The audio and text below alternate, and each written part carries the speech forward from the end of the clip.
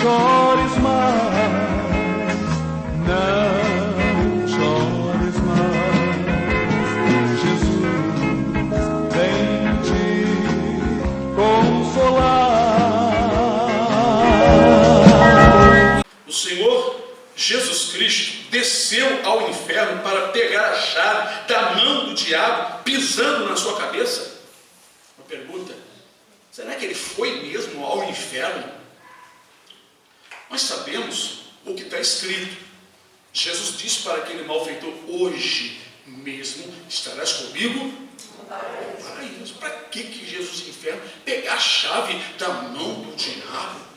Então o diabo estava preso no inferno? Meus irmãos, não tem um raciocínio nem sobre isso? Vamos lá. Se Jesus tivesse descido ao inferno para pegar a chave da mão do diabo, então qual foi o diabo que estava tentando Jesus aqui em cima da terra? Era o irmão gêmeo dele? Hã? O diabo não estava no inferno, ele estava aqui na terra. Ele estava ali tentando Jesus, ali no Getsêmani. Ele tentou Jesus o tempo todo.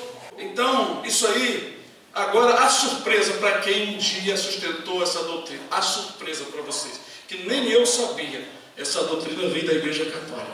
Tem um site, se vocês quiserem eu mando para vocês, né? Está aqui, ó, só escrevi: essa doutrina tem como pilar, né, texto de 1 Pedro, depois nós vamos estudar, né, capítulo 3, 18 a 20. Essa doutrina, a doutrina da descida de Cristo ao inferno, ao Hades, entre a sua morte e a ressurreição, foi criada por volta do século IV pelo bispo Atanásio de Alexandria, Igreja Católica Romana, sendo incorporada no credo de Atanásio. Depois trouxeram para dentro da Igreja Evangélica. Doutrina que não é bíblica. Mas como que essa doutrina não é bíblica? Nós vamos estudar. Ah, mas a Bíblia diz que Jesus desceu às partes mais baixas da terra. Desceu, ele desceu. Não diz que ele foi para o inferno. Mas que parte baixa é essa da terra? Mas vamos ler um texto do Antigo Testamento, se encontra no livro de Isaías. Isaías 44, versículo 22. Desfaço as tuas transgressões como a névoa, e os teus pecados como a nuvem. Torna-te para mim, porque eu te remi. Está falando para Jacó, o povo de Deus naquela época, o povo de Israel. Cantai alegre, está falando para o povo. Vós, ó céus, porque o Senhor fez isso. Exultai vós. Sabe o que é exultar? Se alegrar. Se alegrar. Alegrai-vos grandiosamente, vós, as partes mais baixas da terra. Está mandando o inferno aqui se alegrar? Está mandando o Hades se alegrar? A quem que Deus está mandando exultar? Quem são essas partes mais baixas da terra? É lá justamente no meio do sofrimento. Vós, montes, retumbai com júbilo, também vós, bosque, todas as árvores em vós, porque o Senhor remiu a Jacó e glorificou-se em Israel. Pode sentar, vamos parar aqui e vamos conversar. Aqui o Senhor está anunciando salvação, alegria para o seu povo. Entre o seu povo tem a parte mais baixa da terra. O Senhor não está anunciando a salvação para quem estava morto. As partes mais baixas da terra é o local onde o pecado abundou. Como diz Paulo, aonde o pecado abundou, a graça. Exatamente aonde que Jesus veio morrer pelo pecado horrível do povo? Em Jerusalém, nas partes mais baixas da terra. Por que baixa? Né? Era um lugar de muito sofrimento, muito pecado. Então ele desceu, ele veio do céu às partes mais baixas da terra, porque ali, irmão, estava toda a degradação, os ataques satânicos. Jesus veio remir o seu povo, veio remir Jacó, era um povo sofrido, sempre foi um povo sofrido. Mas muita gente diz que ele desceu ao inferno e foi lá e tirou os cativos. A Bíblia não fala que tirou o cativo ninguém do inferno, a Bíblia não diz isso. O Salmo diz: subindo ao alto, levou preso. Olha aqui, presta bem atenção. Os irmãos vão entender. Aqui está o povo de Israel, nós, mas principalmente naquela época. E aqui está o pecado, chama-se cativeiro. Então o povo estava no cativeiro. Aqueles que creram, o Senhor os resgatou. E Jesus levou preso aqui, ó, a prisão, levou preso, eu vou prender, ele vai prender, eu vou prender esse cativeiro. Eu levei preso o cativeiro. O que isso quer dizer? O que isso quer dizer na verdade? É porque Jesus, ao morrer na cruz, ele diz: Pai, está consumado. Todo o poder foi dado a ele. Agora ele tem poder de te libertar do cativeiro. O cativeiro, para quem não sabe, cativeiro, irmão, por exemplo, Babilônia foi um cativeiro para o povo de Israel por causa da sua desobediência. Depois, passados 70 anos, o povo foi livrado, foi liberto, foi resgatado do cativeiro. Então, levou preso o cativeiro, significa que Jesus, ele veio e dominou o poder de Satanás. Ele não tirou ninguém lá do inferno, levou para outro lugar, ou os crentes que morreram antigamente estavam não sei aonde. Isso é mentira. Não existe, não está escrito isso. Quem morreu desde o primeiro milênio, desde Adão, sem Jesus, está lá naquele lugar. Está lá no inferno. Ninguém sai de lá antes do dia do juízo, não. Não existe essa doutrina que Jesus foi lá e pregou para todo mundo que estava no inferno. Isso não existe na Bíblia. É uma doutrina criada pela Igreja Católica há muitos anos. No século IV, tem muito tempo. Então, irmãos, esse é um assunto que eu quero trazer para os irmãos. Que eu quero que os irmãos prestem atenção. Nós lemos aqui no livro de Isaías que as partes mais baixas que o profeta recebeu de Deus estava pronunciando, profetizando, era o seu povo. Então, é em Jerusalém. E foi lá que Jesus desceu. Desceu as partes mais baixas. Jesus, não, quando ele morreu, não foi levado para o inferno. E para que ele ia fazer o que lá? Se a Bíblia diz que quando ele vier reinar aqui na terra, todo olho verá, até os que estão no inferno. Então não tinha necessidade, porque eles já tinham ouvido o Evangelho, já tinham pregado para eles. Eles já tinham ouvido falar sobre o Deus de Israel, era o único Deus, aquelas nações antigas. O que mais Jesus ia fazer lá? Agora, tem sentido Jesus ir ao paraíso. Aí sim tem sentido. Confirmar a fé daqueles irmãos que partiram desde Abel, o primeiro homem que morreu, por causa do seu bom testemunho. Tem sentido Jesus ir lá no paraíso. O paraíso não é o mesmo céu aonde vamos habitar. Lá no paraíso não está a cidade gloriosa, Nova Jerusalém. Não está no paraíso. O paraíso é um local onde Paulo diz que é o terceiro céu. Onde estão também as almas que partem daqui, chamado também seio de Abraão, lugar de descanso. Aonde Jesus disse que foi levado pelos anjos aquele mendigo. Seio de Abraão, porque é o local de descanso onde a mulher, como está ali a irmã Elisiane, está no seu seio ali com um nenenzinho. Ele está dormindo, está descansando. Seio da Elisiane, né? Seio do irmão Edson. Então, seio de Abraão, porque Abraão é o pai da fé, representando o próprio Deus.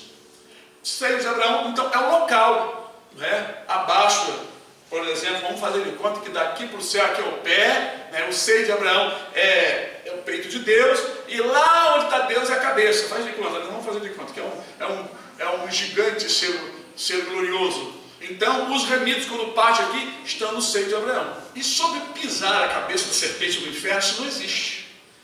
Paulo, muito depois, né, convertido, ele escreveu dizendo: em breve, o nosso Deus de paz esmagará Satanás debaixo dos vossos pés. Em breve. Em breve. O nosso. Então é algo que vai acontecer. Agora, o significado, esmagar debaixo dos pés, ninguém vai ficar pisando na cabeça do diabo, porque, irmão, pisa na cabeça do diabo. Irmão, essa história de pisar na cabeça do diabo, que eu piso na cabeça do diabo, que eu tenho um sapato de fogo, estou pisando na cabeça do diabo. Irmão, tudo isso é criação do meio do povo de Deus. É uma criação, uma invenção. O diabo manda um toque ao nosso derredor, nem debaixo do pé de ninguém, não. Eu quero ver um santarrão de chegar aqui e dizer que o diabo está debaixo do pé dele. Aonde você encontrou isso? Se isso vai acontecer, quem vai fazer isso é Deus, porque o diabo estará lá embaixo no abismo e nós estaremos lá em cima, aí sim, estaremos debaixo dos nossos pés. O pessoal fica subestimando, achando que o diabo não tem poder. Irmão, um crente consertado, o diabo, um demônio, o diabo não vende. O próprio Satanás, o Lucifer está aqui. Lucifer está aqui. pessoas falam aí exaltando como se a igreja tivesse muito poder, que o próprio Lucifer se manifestou, que a igreja orou. Irmãos, são demônios menores. São demônios menores. Os grandões, os demônios grandões estão atuando em grande escala de destruição por aí. Como eles são mentirosos, diz que é Lucifer, sou Lucifer. Eles são mentirosos. São demônios pequenos, são demônios menores. Satanás tem um poder muito grande. Então o cristão não pode subestimar achando que o diabo está debaixo do pé dele. A Bíblia diz que ele anda ao nosso derredor, nem ao redor do verdadeiro cristão ele não anda. Ele anda ao derredor, bramando comunhão, procurando quem possa agradar. É claro que se vem uma entidade maligna, poderosa, os anjos do Senhor se posicionam com as espadas desembaiadas de fogo, porque eles combatem a nosso favor. Isso é claro, está escrito. Hebreus capítulo 1. Os anjos são espíritos ministradores enviados a favor dos santos, daqueles que hão de herdar o reino dos céus. Nós conhecemos as Escrituras. Mas então, aqui em Isaías está uma profecia declarando que a parte mais baixa da terra é lá em Jerusalém. É o local desejado por Satanás.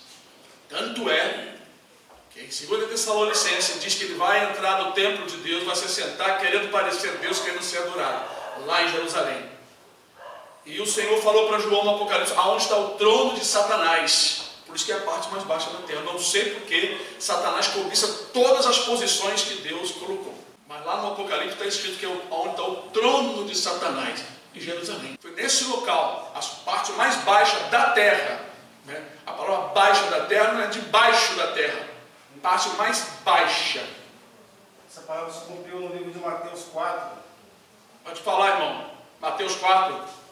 13 ao 16. 13 ao 16. E deixando Nazaré, foi habitar em Cafarnaum, cidade marítima, nos confins de Zebulon e Naphtali, para que se cumprisse o que foi dito pelo profeta Isaías, que diz: a terra de Zebulon é a terra de Naphtali, junto ao caminho do mar, além do Jordão, na Galiléia das Nações, o povo que estava sentado em trevas viu uma grande luz, e aos que estavam sentados na região da sombra da morte, a luz raiou.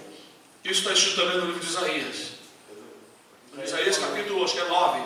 Exatamente. Ali está uma escuridão, uma treva terrível. Satanás numa sede. Até hoje tem muita sede. E ele vai querer ser adorado, não é aqui no Brasil, o trono dele. Não vai ser colocado no Brasil. Ele não vai querer que faça um templo aqui para ele no Brasil. É lá, é em Jerusalém. Então, o entendimento é este, irmãos. Muitas pessoas fazem muita fantasia com as Escrituras sem ter revelação divina. Veja que isso começou numa determinada igreja evangélica. Agora, veja de onde vem o fundamento. Trouxeram isso de onde? De fora, de outras religiões. Não é uma revelação divina. Só que os novos convertidos, irmãos que vão se formando dentro dessas igrejas, vão aderindo e aceitando a doutrina como se fosse uma revelação divina, quando nunca foi uma revelação divina. Então a palavra de Deus nos ensina que Jerusalém, por conta das leis, porque Deus ali levantou os profetas, porque foi ali que Deus também criou o povo, né?